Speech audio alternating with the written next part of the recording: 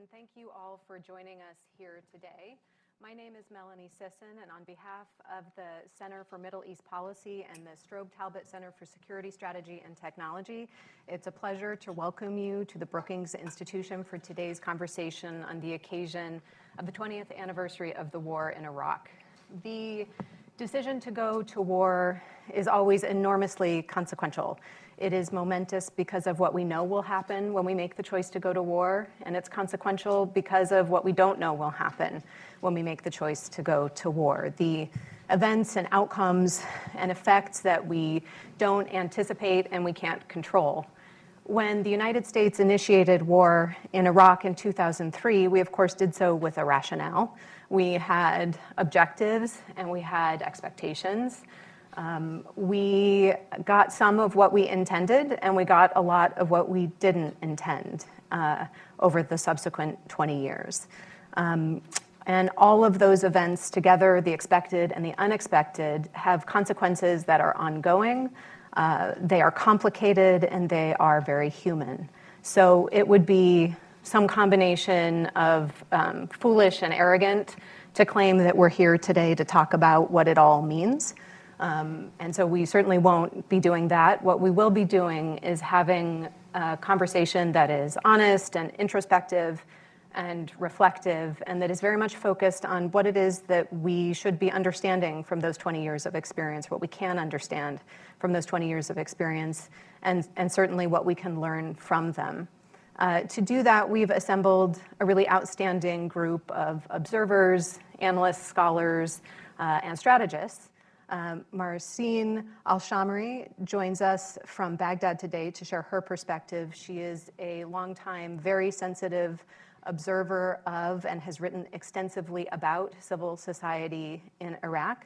Suzanne Maloney, in addition to being the Vice President of Foreign Policy here at the Brookings Institution, is a world-recognized expert in Iran and on Middle Eastern politics more broadly. Mike O'Hanlon holds the esteemed Philip H. Knight Chair in Defense and Strategy, and he holds that chair because he's had a truly exceptional and I think unparalleled career in both defense and strategy. And Molly Reynolds is a national expert on the United States Congress, and she does us all the great service of studying what it is the Congress does, how it does it, and why it does it, so that we can work hard to understand how the domestic political process here in the United States affects not just our lives, but the lives of people beyond our borders. So Marcin, thank you so much for joining us here today. It's really wonderful to have you. If you would please ground our conversation first by sharing a bit about what life is like in Iraq today. Thank you so much, Melanie, and thank you to everyone at Brookings for setting this up and making it possible to speak with you from Baghdad today. It means a lot to me to be able to be here to give my account of what life is like and what it has been like in the last 20 years and the transformations. I wanted to start by briefly reflecting on the many events that are taking place and will take place in the next few weeks about this anniversary, and to gently put a reminder that this is first and foremost about the Iraqi people and what they've been through in the last 20 years. And it's, there's always an opportunity to learn from policy, but this isn't really an opportunity to seek vindication or absolution or even excuses for policy failures that were done individually or collectively. And it's important for me as an Iraqi American to say that, and to begin by saying that. So taking the agency and the frame to Iraqis right now, I'll start by saying that 20 years since the war, Iraq looks like a completely different place, and that's mainly because we've had such a generational change in the country that very few people actually remember the era of Saddam Hussein or even the 2003 war or subsequent occupation.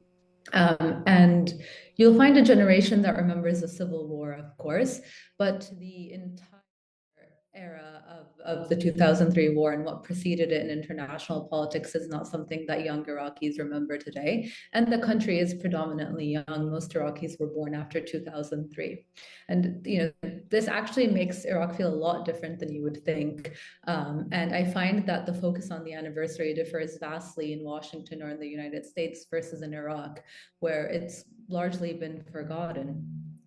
To give you an example, I think, to really transport you to Baghdad, yesterday I went to visit the Martyr Monument with some of my friends from the US. And the Martyr Monument was erected by Saddam Hussein as a way to remember those who were killed fighting in the Iran-Iraq War. So it has this very contested memory, of course. But beneath it, there is this museum with the names of people who had died etched in the wall. And after 2003, they began to create exhibitions that included those who were victims of Ba'athist era Iraq, victims of Saddam Hussein, and even later victims of ISIS. And so when we went to the monument yesterday, we were astounded to see so many young Iraqis there in their graduation clothes taking photos. And taking photos next to this very large portrait of Saddam Hussein being hung, maybe the size of 3 or 5 people just on the wall as soon as you enter the museum, and not really paying attention even to its existence, just walking right by it to take their photos for graduation or for whatever event that they were there for. Not even pausing to think about the fact that we're so close to the anniversary of when this regime was toppled. And so I hope that gives you an idea of where Iraqis are today in terms of how they view or don't view the war. But of course, even though they don't recognize it or don't center it, it still impacts their life in ways that they themselves don't know about.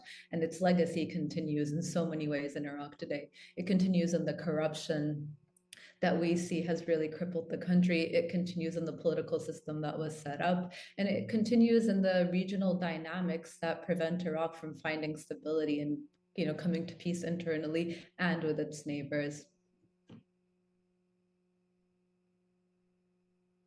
A good place for us to begin thinking about the longer term implications. You mentioned the generational divide and the age of the majority of Iraqis today and how that changes the perception of the war itself. You mentioned the political system, and there are challenges in corruption and so forth. When we think about one of the goals of the U.S. invasion, the word democracy has to be in the conversation. How does this generation that doesn't necessarily remember the war, how do they think about democracy in Iraq today?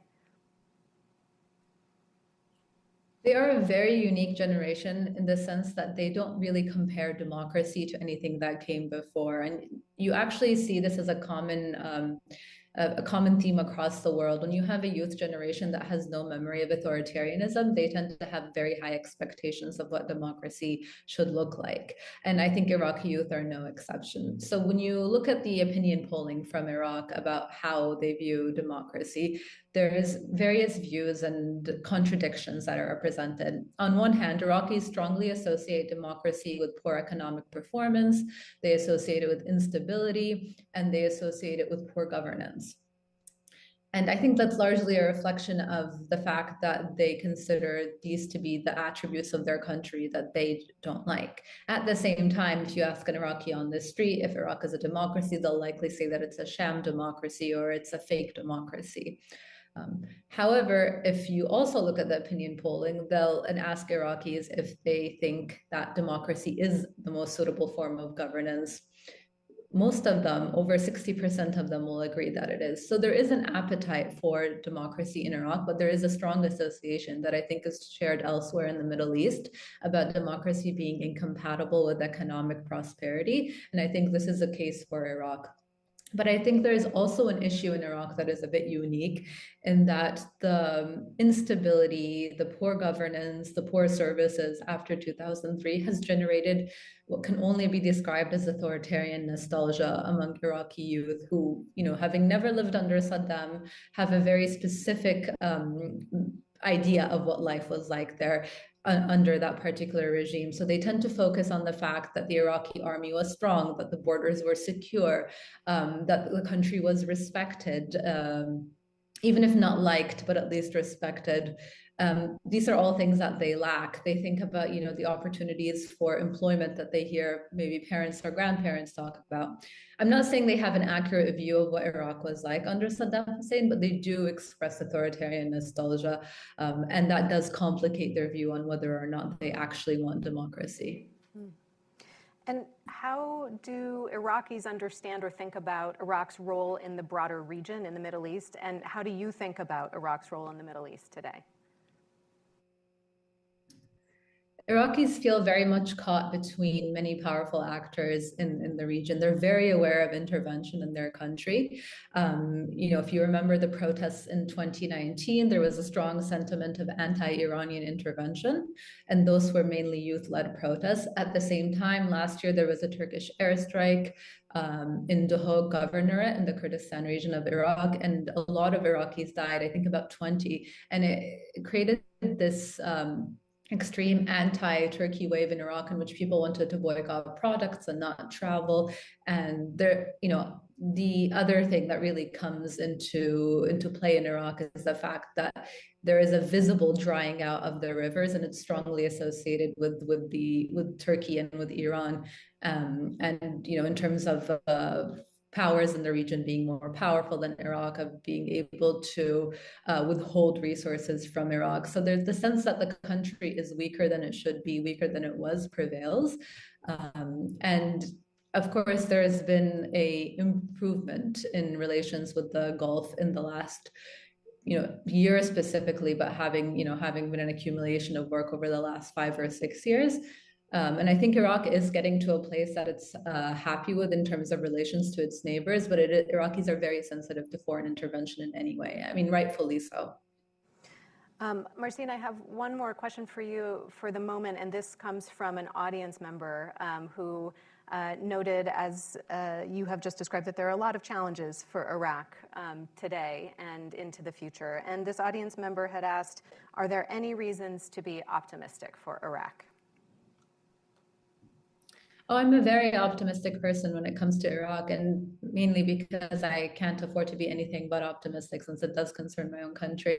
But I will say, we spent a lot of time talking about youth, and I think youth are a source of great optimism in Iraq because first of all, they display an anti-sectarianness that is virtually absent in other generations, and that's quite important for the political development of the country. And this is something that you see on the street, that you see in protests, that you see just in the media and the production, the cultural production that emanates from Iraq today. We're in a much healthier place when it comes to citizen relations. And I think that's a very positive development.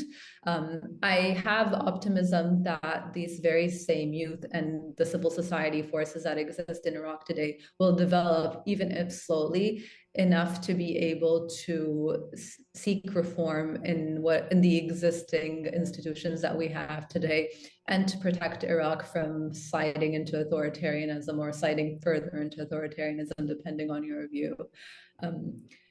Everyone talks about oil being a curse. It is a curse for long-term development, but it has bought Iraq some time to sort things out when other countries have suffered a lot from economic damage and from various crises. Of course, reliance on it is going to be very ill-advised, but having to work with what we have, I don't think Iraq is necessarily doomed. I think it has institutions. I think it has citizens who are committed and interested. And I think there are things that have happened in Iraq that tend to be overlooked that actually demonstrate the incredible resilience of the country, including the fact that in the last 20 years, Iraq has had 2 internal wars or civil wars, and both have ended very quickly in comparison to civil wars that have occurred in other countries. So an ability to move past violence very quickly is something that should be highlighted. I don't have crazy aspirations for how quickly democratic consolidation can happen in Iraq. And I certainly think that we could have been in a much better place today, but we could also have been in a much worse place than where we are. Well, Marcin, thank you very much for that really clear-eyed and nuanced set of comments about what the world is like in Iraq right now for the people who live there and what you see around you. I hope that the connection that we have will hold on in case audience members here want to follow up with any questions, but just in case, I really want to thank you for your thoughts today.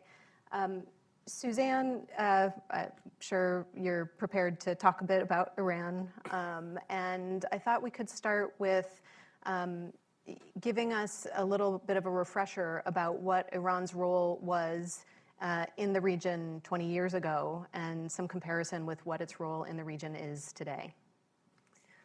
Thanks so much, Melanie. And I also want to thank Marcin for just setting us off in this conversation in exactly the most appropriate place, thinking about the impact on Iraq and Iraqis.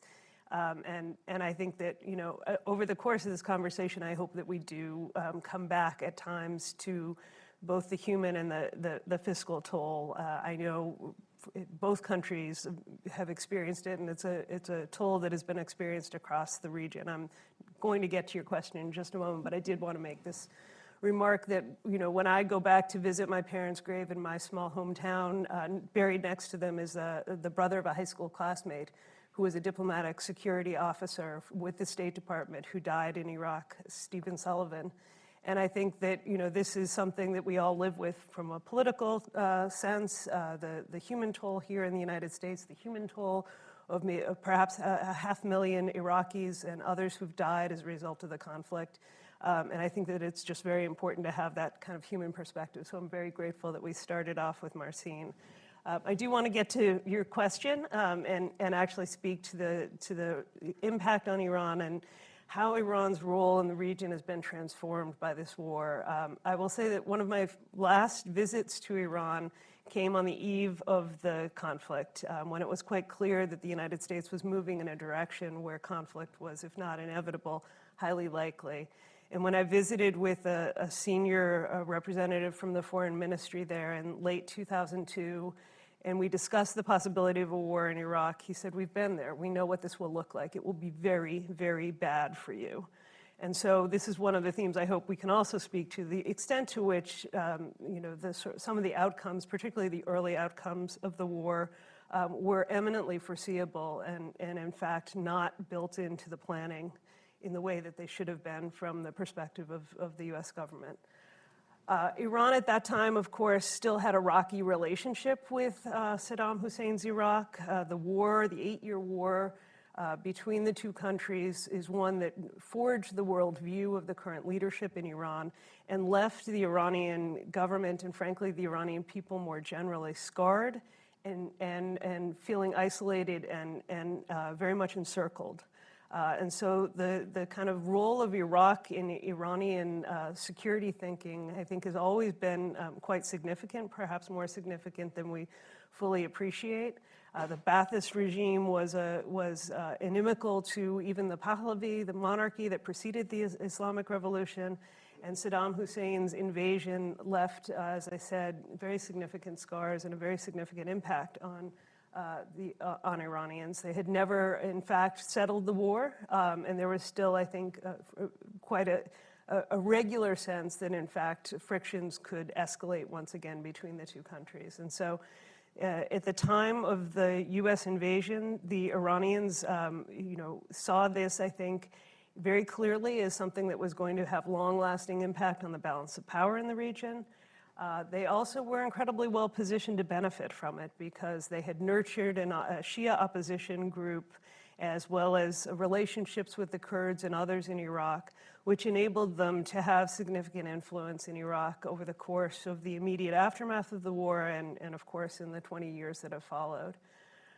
Iran's strategic position, I think, has benefited significantly from the aftermath of the war, both in terms of how they think about the region as a whole. It's hard to imagine that Iran could have played the role that it did, for example, in salvaging Bashar Assad's regime, mobilizing Shia partisans from across the region, including Afghanistan, Pakistan, Lebanon, and Iraq, to help secure Bashar Assad when his own country erupted into civil war.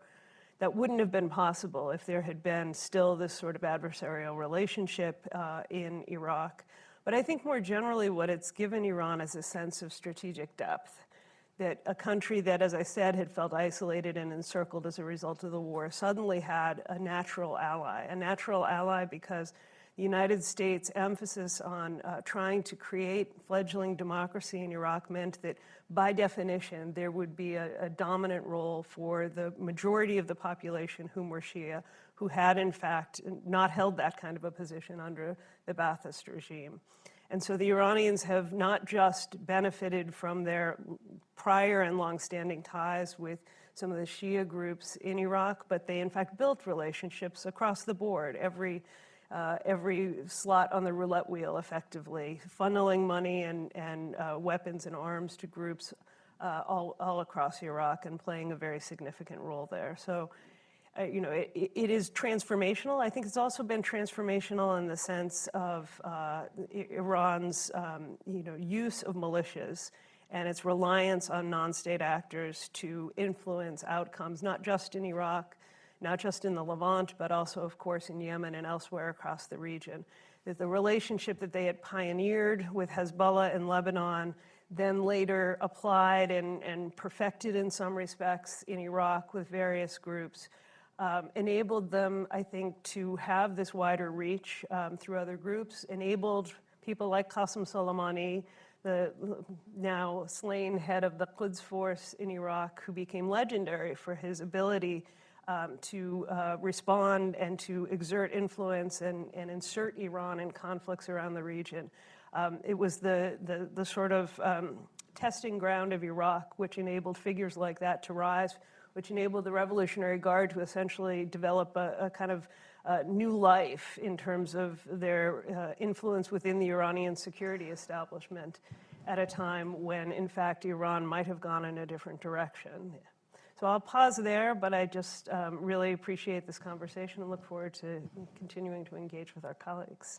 Yeah, thank you very much. That's a really good overview of where Iran started and some of the progression in between. I want to ask a little bit about the today part and the connection between those events over time. Two areas of great interest today are the nuclear deal, the I'm going to say the letters incorrectly, JCPOA, thank you. But then also, of course, this new announcement of the change in relations between Iran and Saudi Arabia, and to what extent you see these as an outcropping of the events of the Iraq War and the change, all of the behaviors that Iran was able to undertake therein, and also if you reflect a little bit about what it says about the U.S. role in the region. I'll speak first to the nuclear politics, and there too I do want to kind of look back to 20 years ago. Of course, it was just over 20 years ago that, in fact, some of Iran's clandestine nuclear facilities were made public. We did not have an event to celebrate it, but we have now marked a 20-year nuclear crisis with Iran.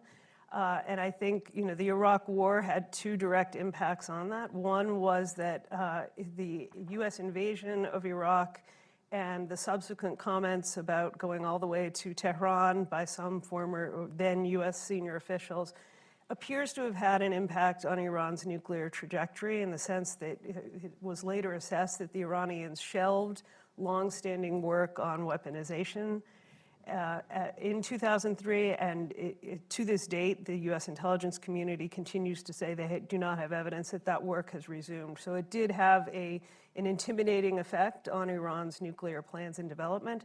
The war also had a significant impact on the extent to which the United States could respond effectively diplomatically at the moment that the nuclear crisis began with the revelation of the heavy water facility and of the uranium enrichment plant at Natanz in 2002.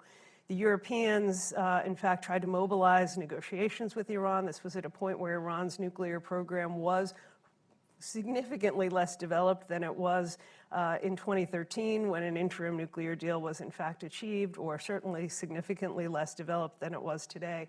There was, at least in 2002, in those early years, an opportunity, I think, many saw, and in fact briefly was achieved by the Europeans, to pause Iran's nuclear development, to in fact cease uranium enrichment entirely in Iran, and an agreement that was devised by the Europeans. The Bush administration refused to engage with that diplomacy on the presumption that any diplomacy was in fact both legitimizing the Iranian regime and legitimizing the Iranian nuclear program. And I think that a huge opportunity was lost during that period to really avoid Iran becoming what it is today, which is a latent nuclear state. So I am very pessimistic that we're going to get to a resuscitation of the nuclear deal, the JCPOA, as the Biden administration had hoped, and can go into that in greater detail as we go on in the conversation. I'll just say a word or two about the other question you asked, which is the recent deal announced, brokered apparently by the Chinese, announced in Beijing, announced not in English, between the Saudis and the Iranians. I think that this was a very deliberate signal, primarily from the Saudis, that the United States is not the only game in town. We can get into more detail on this, but the U.S.-Saudi relationship, I think, was transformed by the invasion of Iraq and the subsequent events. I don't expect that there will be a significantly different or higher level of amity between Tehran and Riyadh as a result of this agreement. In fact, embassies were open in both countries. There was a whole diplomatic relationship between 91 and 2016, and you can reflect on that time and think about how rocky the relationship was throughout that period.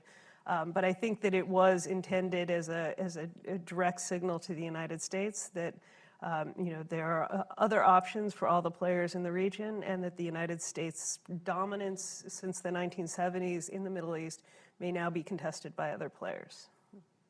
Mike, let's pick up right there, and if you could give us your thoughts about and for U.S. grand strategy, if you're willing to go back and think about what it is that we were looking to achieve with the war in Iraq from a grand strategy perspective, and go as far as you want, bringing us into the present about where we are in terms of our grand strategy as a result of or in combination with the events that have followed since that invasion.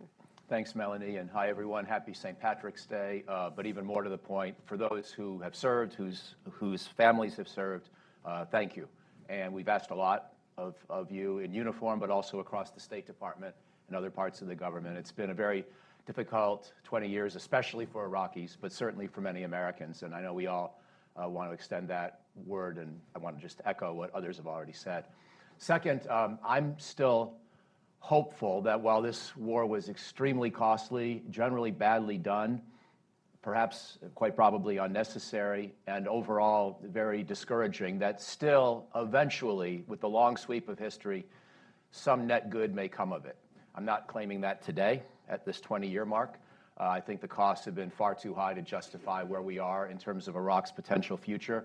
But notwithstanding all the regional challenges that Suzanne just mentioned, and notwithstanding the suffering of the Iraqi people that Marcin talked about, I want to reinforce her last point, Marcin's last point, that maybe because there's no other sentiment to really have except hopefulness, but also because the Iraqi people are a young people who seem to be moving beyond some of the challenges and burdens of the 20th century of dictatorship, of sectarianism, and of so much strife. I still want to hope that we can wind up thinking someday that we can at least have a debate about whether the benefits have started to approach the costs. But that's a word of hope. That's not a word of analysis, because I think where we are today is still one where the net costs have been enormous. And just to mention those very briefly, the only war the United States ever fought that was more expensive than the Iraq War was World War II. And we spent about $1 trillion in direct costs. However, as the Watson Center at Brown University has rightly argued, the broader cost is much higher. I don't agree with every piece of the Watson Center's analysis, but at a bare minimum, the Veterans Administration costs that we can attribute to the Iraq conflict and that we will be paying for the next 30 to 50 years, and that more importantly, our veterans will be suffering and bearing the burden in their own lives for those who are still alive or the families thereof. Those costs in financial terms alone will be measured in the many hundreds of billions of additional dollars. And we already know those costs are going to be incurred. We can do the actuarial analysis. And so that's a big burden. So it's at least a $2 trillion war. And it's 4,500 dead Americans and tens of thousands wounded, and also tens of thousands the victims of suicide, which I don't want to say is all about the Iraq War. And I've benefited from conversations with military fellows here whose service we salute as well and who teach us so much, and for many other friends who have served. I know there's a lot that goes into these statistics, but suicide among veterans and active duty troops today is higher statistically than it would be normally for those age groups, and it wasn't always the case. Certainly the burden of what we've asked them to do this 21st century, not just in Iraq but elsewhere, has been enormous. But I think we also, to try to be a little more positive, we also know that a lot of them have found meaning, and they should. They serve their country well, but not only that, and this echoes a little bit what our colleague Bob Kagan has said, and I agree with him, even though this war didn't turn out as well as we would have liked, and it didn't go anywhere close to as smoothly as some had hoped, if I were looking around from some other country at the United States, I wouldn't want to fight the American armed forces. We are tough. We may not always win. Our broader political system may give missions to the armed forces that are difficult to achieve, and our outcomes may wind up mediocre, but we are a tough people, and the military has learned a lot in the course of these 20 years. Some people thought it became too mired in the Middle East and distracted from rising challenges in East Asia and Russia. That may, to some extent, have been true, but I think we've been compensating for that in the last 5 to 10 years. And on balance, I think that the toughness, that the excellence, that the focus on training, the focus on preparation, and the focus on protecting civilians, which the modern American military has done much better than, let's say, the military of the Vietnam War. And I mean no disrespect to Vietnam vets, but the political and military ethos of that day did not emphasize protection of indigenous populations nearly as much. And yes, far too many Iraqis have died in a war that we had a lot of responsibility for not properly managing. But American forces, I think, generally speaking, developed an ethos and a discipline of protection of civilian lives, which is extraordinary. So I've already gone on a fair amount, Melanie, but when I add up all the different pieces, a lot of costs to our people, and mostly blood costs and human costs, family costs, emotional costs, but also financial. A lot of costs to our taxpayers, and a hit to our reputation globally, but also a reaffirmation of the grit, tenacity, and excellence of the American Armed Forces and of this country's willingness to stay engaged in global and regional security affairs even when the going gets tough, to put it mildly. Amy McGrath and I wrote about this in regard to Afghanistan, where we were both very saddened when the United States pulled out in 2021. But we also made the observation that the Taliban probably aren't going to think too quickly about pissing us off again anytime soon, at least not in the sense of active collaboration with major terrorist organizations. I was not happy. I thought the counterterrorism argument meant that we should have stayed in Afghanistan to maintain intelligence. However, the deterrence that we create when we apply ourselves so diligently to these conflicts is, in grand strategic terms, I think important. Now, Molly's about to speak, and this is a big piece that I've left out, and I look forward to her thoughts. And I would acknowledge to be another big cost is what this has done to our politics and our cohesion at home. And that will have a ripple effect on our foreign policy, potentially, and it already has. So again, I'm not in any way celebrating the burdens that we've been through, but they have sent a message to the world that the United States is a very engaged and resolute superpower, and I think that does have grand strategic benefits. So I'll stop there. Mike, that sentiment that you just expressed actually resonates with a question that we got from the audience that submitted ahead of time. And so I'm going to go ahead and read it, looking at the flip side of the coin that you just described. And the question is this: will the Iraq War legacy cause future presidents to be more likely to de-escalate conflicts mid-course instead of escalating? Examples of de-escalating are in Lebanon in 1984, Somalia in 1993, and of escalation are in Iraq in 2007 and Afghanistan 2009. It's an excellent question. I hope the answer is yes, but I just did this book on military history where I observed the pattern that we tend to decide never to fight a war again after we come out of one, only to wind up forgetting many of the lessons later. And it's not just us.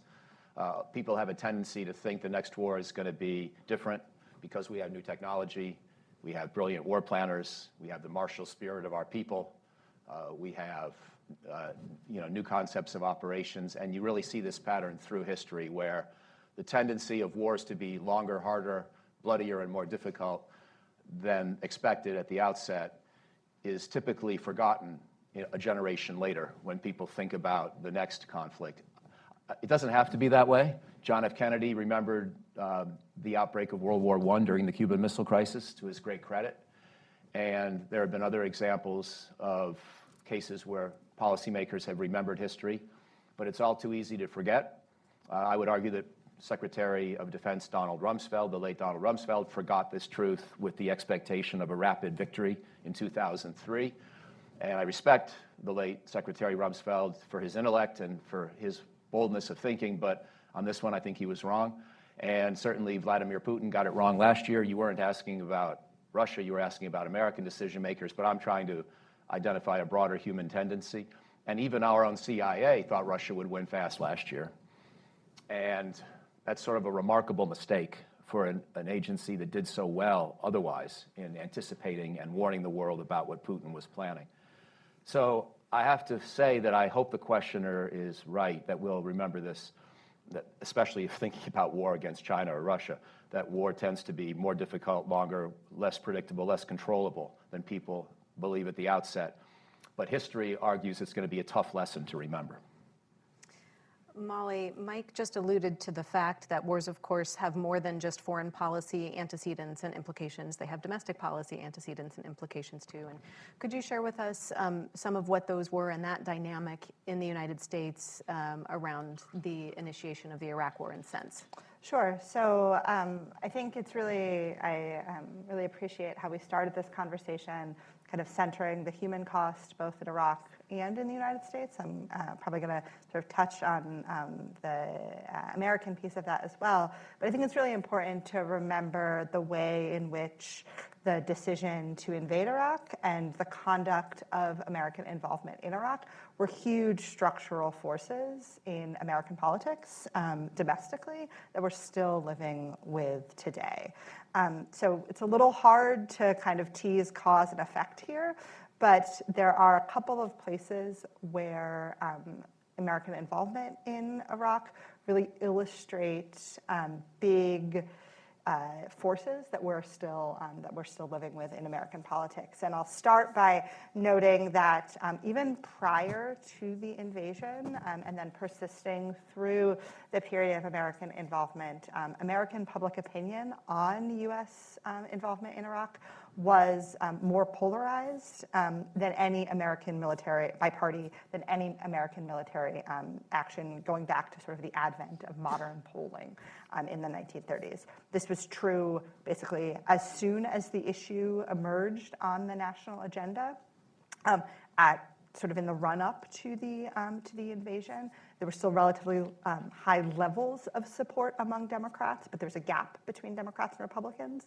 And then sort of soon after the invasion itself, and then persisting through the duration of American involvement, we saw this huge gap between approval of American conduct in Iraq between Democrats and Republicans. In just the period between 2004 and when President Obama took office in 2009, that gap averaged 58 percentage points. There's a huge difference, and it's a difference that we now see across all kinds of issues, both foreign policy issues and domestic policy issues in the United States.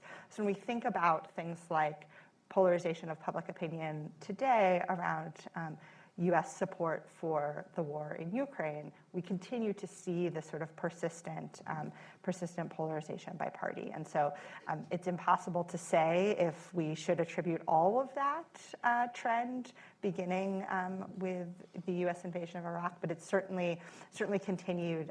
We certainly continue to live with it today. It's also true that the war in Iraq is deeply related to what we now see in terms of really persistent polarization across the parties in terms of public approval of the president. So for reasons not entirely related to the war in Iraq, but deeply connected to, the George W. Bush administration marked this period of really stark polarization of public opinion towards the president by party. So by 2006, President Bush was receiving the lowest ratings from Democrats who responded to public opinion polls of an opposite party president ever recorded up till that point. That averaged, in the last 3 years of his presidency, he was getting about 8% approval among Democrats. And that persistent divide between the two parties in terms of approval of the president persists. It grew during the Obama years, and it persisted through the Trump years and today into the Biden administration. So again, these are kind of places where we see really strong connections between the decision to invade Iraq and kind of our structural understanding of American politics. In terms of the views of war and the willingness to engage in conflict, one of the propositions to explain how and why the United States would refrain from doing so again is something called casualty aversion. The idea that the domestic public rightfully wishes to avoid the death of U.S. citizens fighting overseas, and that filters up through the political process to engender restraint in our decision makers. First with you, Molly, do you see evidence of that? How do you think about that in the context, or do you think about it in the context of the Iraq War? And then, Mike, I actually want to turn to you for your views on that same question about casualty aversion and the effects it has on decision makers. I do think so, and I actually think that when we, again, to take us a little bit back in history and thinking about sort of both the 2006 and the 2008 elections, we have quite good evidence that that in communities in the United States that had experienced casualties in Iraq and Afghanistan, that those communities, you could sort of see that reflected in how they voted in those elections. And I think at a macro level, we should really attribute much of what happened in the 2006 and 2008 elections, which then, by virtue of sending President Obama to sending Obama to victory in the Democratic primary, sending him to victory in the 2008 election, have also had very far-reaching effects of all kinds in the United States. But I think we really did see kind of the visceral experience of American casualties really shaping those both of those elections, which have had really, again, far-reaching consequences. And I certainly agree with Molly, but I would also add another point based on my own lifetime and historical perspective. So if we think about the creation of the all-volunteer military after Vietnam, and then, I'm 61, so I was in college in the late 70s, and this is the period I was starting to really understand and pay attention to world affairs. And what we saw in that period of time with the early years of the all-volunteer force and the aftermath of Vietnam was how the attempted hostage rescue in Iran in 1980 really put the final seal in many ways on Jimmy Carter's presidency. And God bless Jimmy Carter. We all have benefited as Americans from him, even if at the time he wasn't popular as president among all rank and file. And we lost 8 people in that failed rescue attempt, and that was seen as way too many for the political system to bear. In 1983, in history that Suzanne knows better than I, we lost 241 Marines in the bombing in Beirut, Lebanon. That I think that might have been where the late Pat Schroeder, who just died, coined the phrase that Ronald Reagan was the Teflon president, because even things like that somehow didn't seem to tarnish his reputation. But what it did do was lead us to leave Lebanon. And then we had the magnificent successes in the overthrow of Noriega and then the Operation Desert Storm under the first Bush presidency. And we lost some people in those operations, a couple dozen in Panama and a couple hundred in Operation Desert Storm. But they were such resounding quick wins that they seemed to be sort of exceptions to the overall, they did not seem to invalidate the casualty aversion hypothesis. Bill Clinton, of course, experienced this with Black Hawk Down in Mogadishu in October of 1993. One bad day, 18 dead Americans, we end an entire mission. And there were a lot of reasons for that. It wasn't a core national security prerogative. The mission had evolved from when from when President Bush, the first President Bush, had begun it as a humanitarian operation. So it surprised Americans that we lose 18 people in one day, but still it revealed a casualty aversion that was pretty acute. And then that same casualty aversion haunted us through the non-response to the Rwanda genocide and the ways in which we handled the Bosnian and Kosovo civil wars. And so I thought, after 2 decades of watching a highly casualty-averse democracy at work, that we were disinclined to risk American lives. And of course, the last example, I'm sorry for the long answer, but all this is useful, I think, for framing where we were before 9/11. When Osama bin Laden and al-Qaeda attacked our embassies in Africa in 1998, our only response was to use cruise missiles. And we hoped that that would find bin Laden still at his training facilities in Afghanistan, but our unwillingness to consider putting forces on the ground allowed him to escape. And there may not have been any great options. I've talked about this with a number of American planners, and that would have been a tough one to pull off, to send special forces into the heart of Afghanistan with no infrastructure. But of course, we did that a couple of years later when we had responded to the 9/11 attacks. So our ability to stay with Iraq and Afghanistan, lose a total of 7,000 people killed, tens of thousands wounded, this was a much higher degree of casualty resilience than we had experienced or demonstrated in the previous 2 decades. So attacking our homeland really did change the way Americans were willing to risk American lives. Molly's right that once we got to the point where we didn't know if the mission was headed for success and we were unsure what we were doing any longer, that started to waver. And certainly we're in a different place today. And the fight against ISIS is Exhibit A that, in the modern era, we've again gone back to the sort of standoff warfare as our primary approach. But on balance, I would say 9/11 changed us, and we showed a lot more casualty resilience than I expected or than I had observed in the previous 2 decades. A quick note for all audience members. When we think about absorbing and learning lessons from war, I really commend to you Mike's new book, which he mentioned briefly, but it's Military History for the Modern Strategist. And there is if you think you're getting a lot out of this discussion, you should certainly read the book, because if you can believe it, there's even much, much more of Mike's wisdom and not just information, but again, really useful lessons to be extracted from these histories as we think forward into the future. Before we turn to some audience questions, Suzanne, let's look one more time at the present and the nature of the relationship between the United States and Iraq today, and the nature, you mentioned earlier, the U.S.-Saudi relationship has changed in a fundamental way. And if you'd be willing to elaborate on that, I think we'd all be interested. Well, I mean, I think the primary legacy for U.S. policy in the Middle East from the Iraq War has been this transformation in the balance of power there, and I think it's a permanent transformation. It has left Iran in a position of greater strength and reach across the region, and that has had its impact on U.S.-Saudi relationships and sort of the way that we think about the region.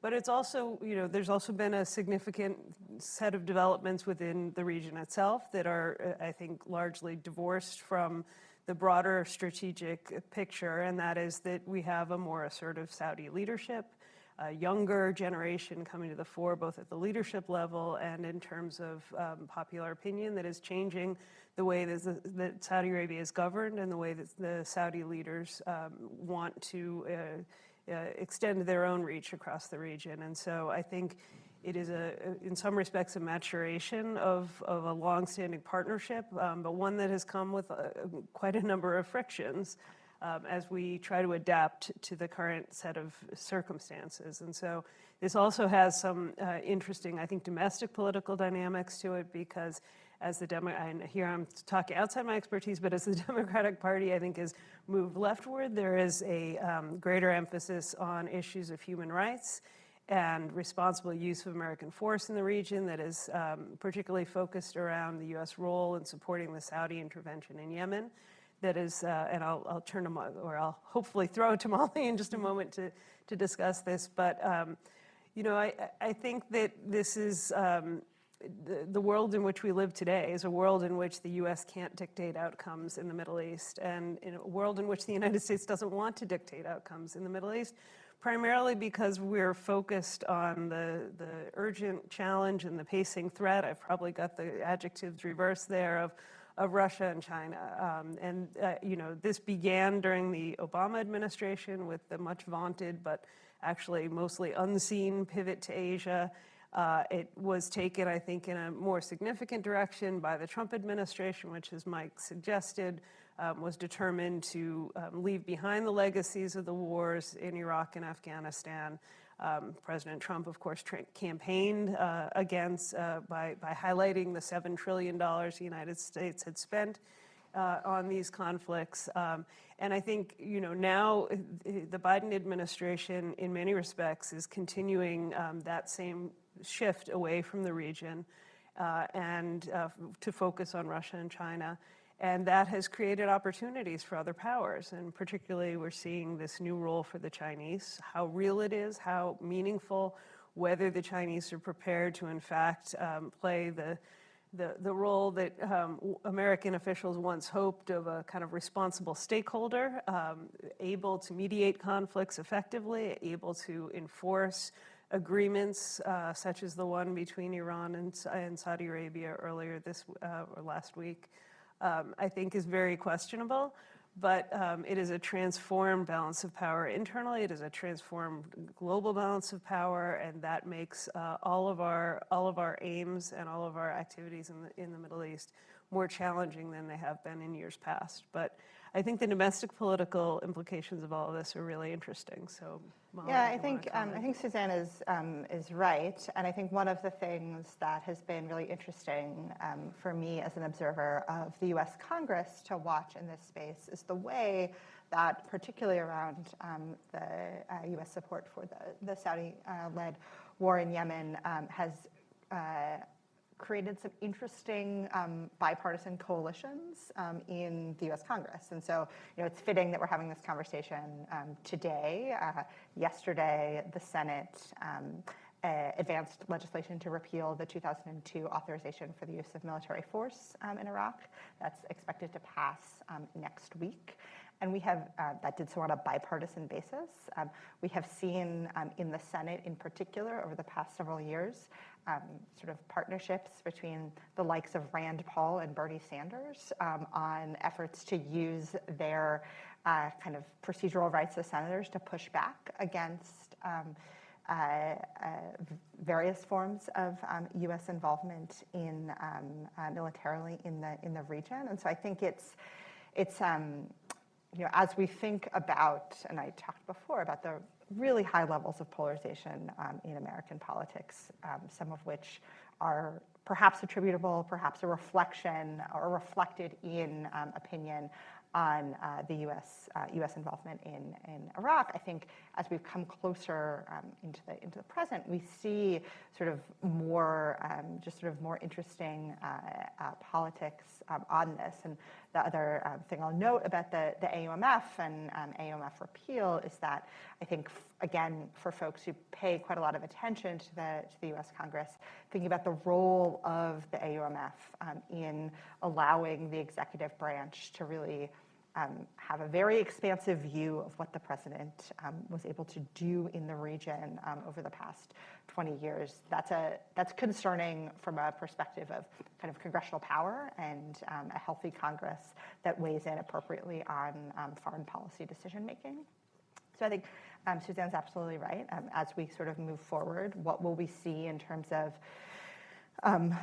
folks on the left and concerns about appropriate consideration for human rights, folks on the right, where we see an increasingly vigorous nationalistic streak in foreign policy opinion. Kind of what will that mean? I don't know.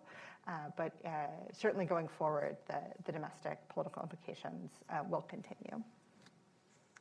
We now have time for some audience questions. In keeping with the tone that our panelists have done a really wonderful job of setting of being contemplative as we ask and answer some questions. I'm going to ask you all to adhere to what I think is a very generous 1-minute rule, of up to 1 minute to formulate and ask your question. And at the 1-minute mark, I will stop you. So please do your best to monitor the time. We've got some hands. Yes, we've got Reva in the back, please. Hi, everyone. Reva Dhingra, postdoctoral fellow with Brookings Foreign Policy. My question is for Marcin.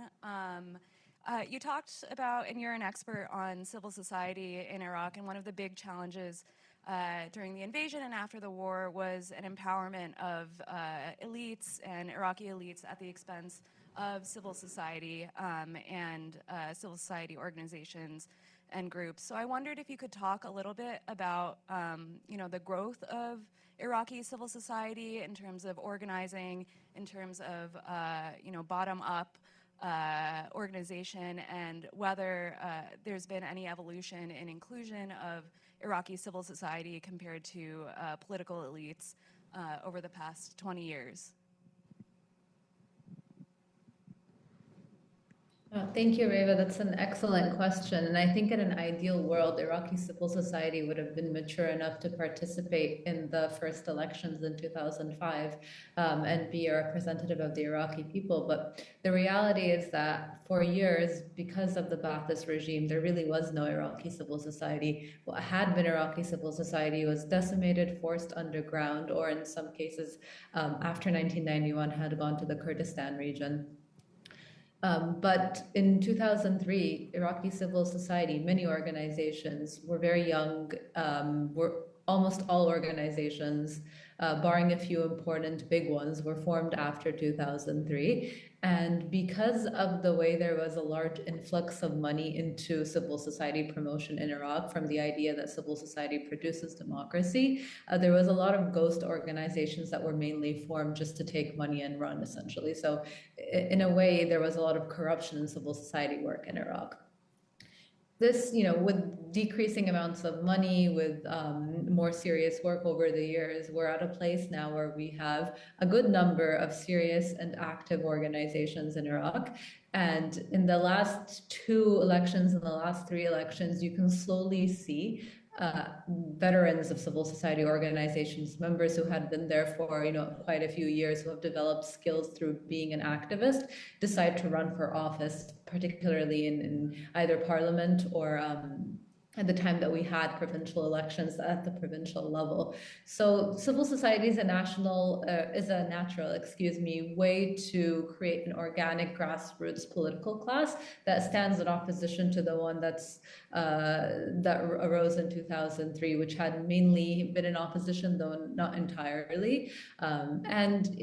Today, civil society looks better poised to be able to participate in elections and in politics generally.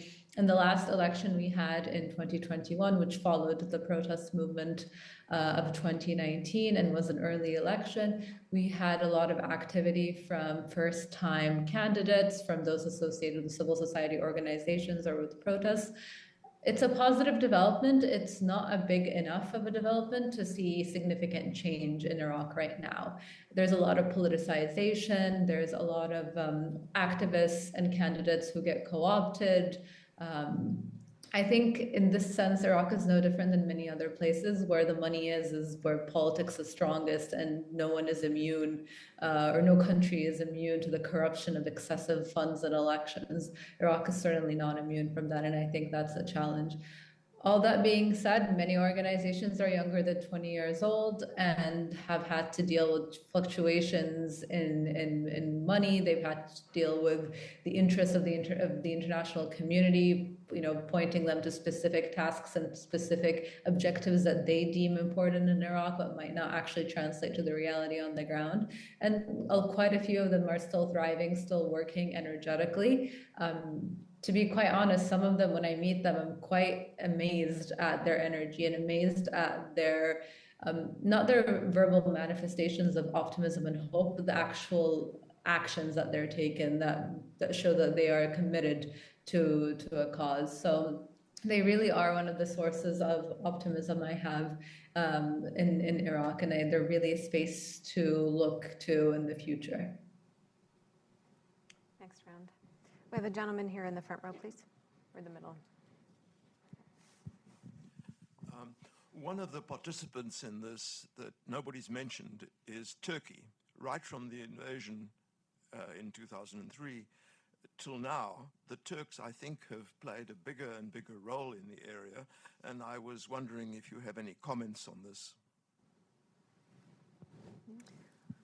I would actually encourage Marcin to speak to that one. I will just note we have a colleague, Asla Aydin Taşbaş, who works on Turkey here at Brookings, and is not with us up on the panel, but I know would have some interesting views to share.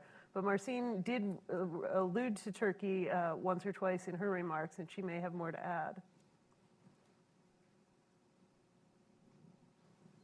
Oh, I'm sorry, the sound cut off a bit on my end. Were you asking me to comment on Turkey? If you will. I'll just... Sorry, Marcin, can you hear me? Oh, yes, now. I was asking if you'd like me to comment on Turkey. Yes, please. That was the question. Thank you. Thank you. Sorry, I'm having a bit of an audio issue here in Baghdad. It's quite a long connection. On the Turkey issue, it's a very important question. I'm glad you raised it. I alluded to it briefly when I was speaking initially. Since, as we're speaking right now, Turkey has over 36 bases in Iraq. It has military incursions into Iraq. There's airstrikes, drones, particularly in northern Iraq and in the Kurdistan region of Iraq.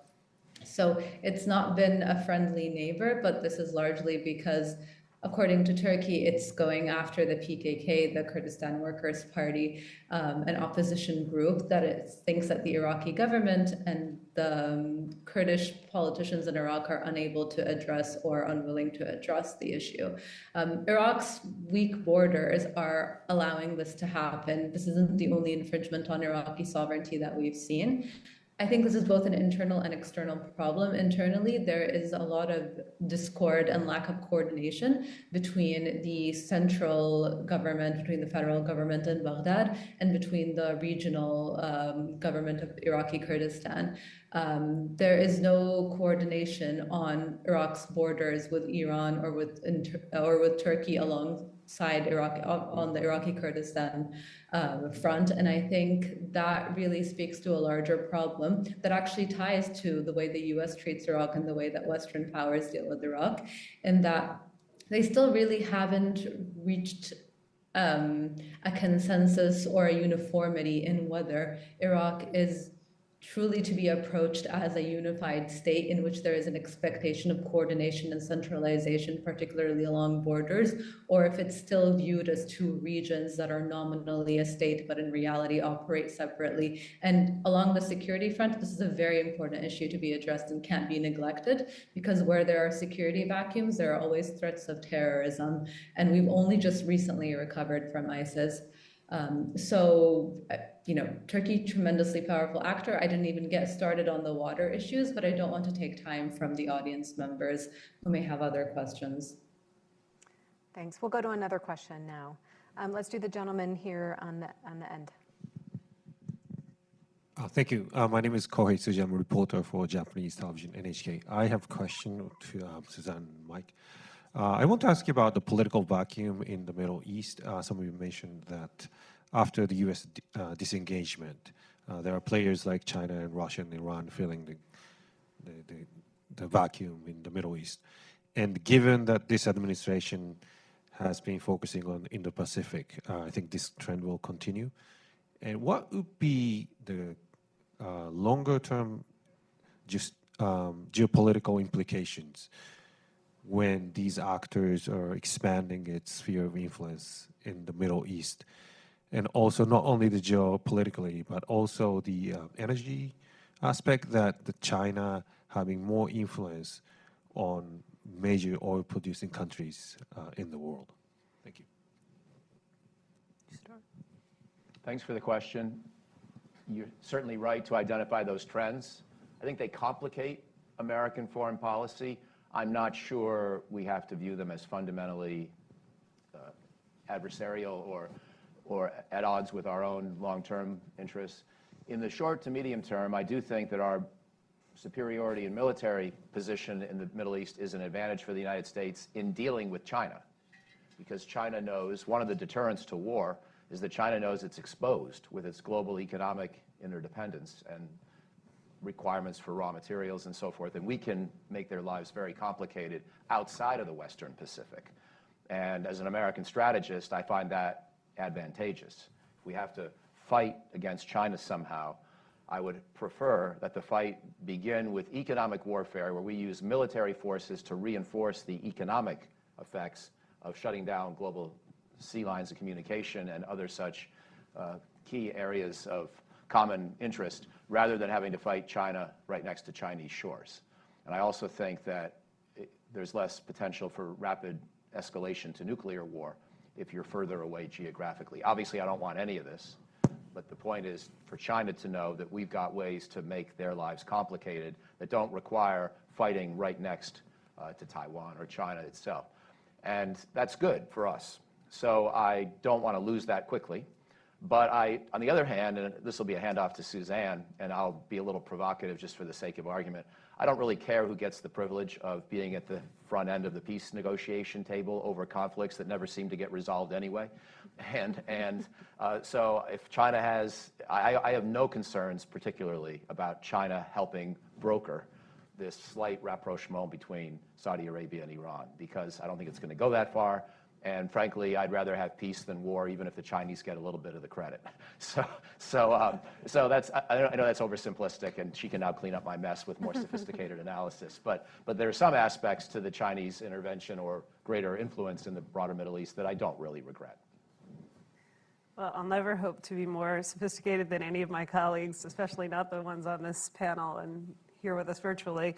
But I'll just maybe attack the question from a slightly different perspective, which is to say that there is a narrative of U.S. disengagement from the Middle East, which I think is unhelpful and fundamentally inaccurate.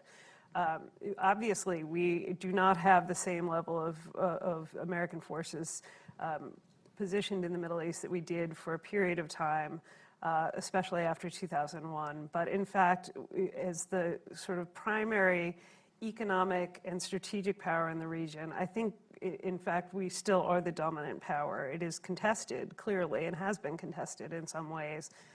But I think, when you talk and listen to folks from the Biden administration explain how they see the region, they've described it as a kind of back-to-basics strategy. And I think that that's both accurate and timely and appropriate.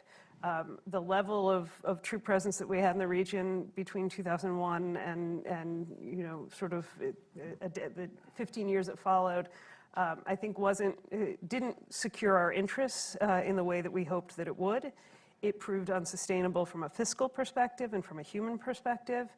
And I don't think it was more effective than some of our other tools of influence in the region. And so when you think about sort of the halcyon moment of U.S. supremacy in the Middle East as a global power from 1970 onward, in fact, for most of that time, we didn't have a significant military presence, and our engagement was through diplomacy and through economic relationships and through cultural and political relationships. And I think reverting to that kind of an approach in the way that we think about and deal with the Middle East is entirely right. And so there may be a perspective that we have disengaged. I don't think it's entirely accurate. I do think that it's unclear to me that Russia and China have taken on additional roles in the region. It's unclear to me that either one of them is a force for good. And it's certainly not clear to me that either one of them is prepared to or interested in replacing the United States as a guarantor of security, at least implicitly, for some of the key actors in the region. And I think about this when I think about the sort of recent agreement and the role of the Chinese. The Chinese, in fact, are highly dependent on oil exports through the Persian Gulf and from the region as a whole.